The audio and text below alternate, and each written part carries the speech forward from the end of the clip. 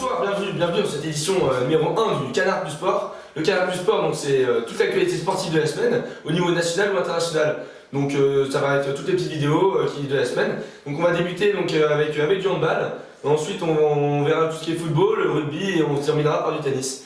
On débute avec l'équipe de handball, voilà, donc ils l'ont fait, donc une victoire sans pitié contre le Qatar. Les experts remportent leur finale. Ils commencent à avoir l'habitude, ça fait donc quelques temps, c'est la cinquième fois qu'ils sont champions du monde.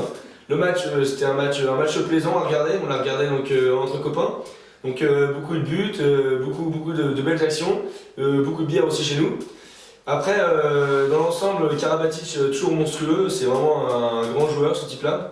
C'est une pièce importante à Barcelone et c'est aussi vraiment un super joueur en France. Et donc le match était assez engagé, il y avait 3 cartons jaunes, mais bon à la fin donc c'est le titre, ils sont champions du monde et donc on les reverra à Rio en 2016 et bon, on espère que nos jambons cette année ils sont du même niveau parce que là normalement il y avait un bon niveau, ils ont l'air chaud au niveau de picoler mais après nous on veut qu'au challenge ils soient bouillants. Donc maintenant on va parler de tout ce qui est actualité footballistique. Donc au niveau du football c'est Paris qui a encore gagné. Paris qui a gagné sur la plus petite démarche, donc 1-0, avec un but de Lavezzi. Donc l'Argentin, il est dans toutes les boîtes de Paris, mais bon, le mec marque 3 buts, donc il serait peut-être temps qu'il marque un peu plus. Mais bon, c'est un de ses buts, donc au moins il sera content, il aura sa prime. Et après on a Marseille qui gagne aussi. Il y a aussi un petit but 1-0 de Gignac. Donc depuis qu'il a suivi son régime sans Big Mac, le mec marque quelques buts. Donc c'est plutôt pas mal.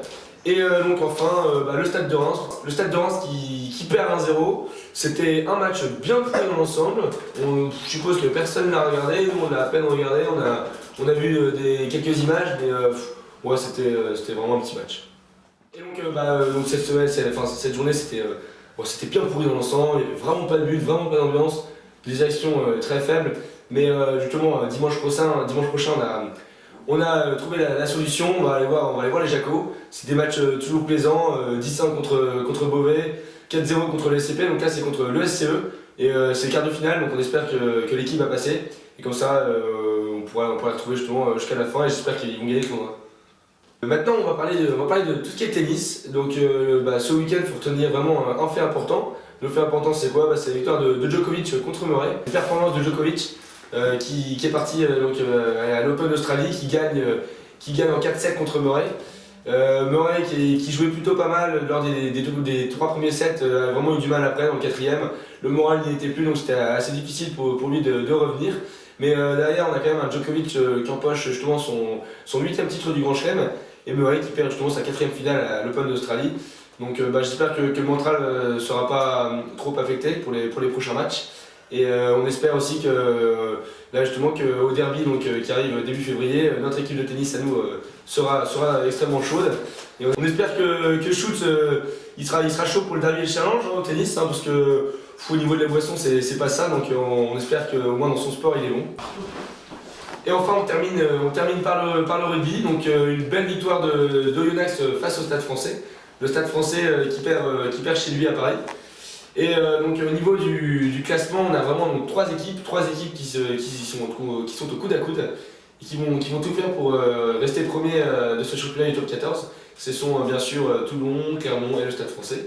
Donc ça va être un beau défi entre ces 3 équipes et une fin de saison qui sera vraiment passionnante à regarder. Donc on espère que ça va être encore des beaux matchs et des beaux gestes.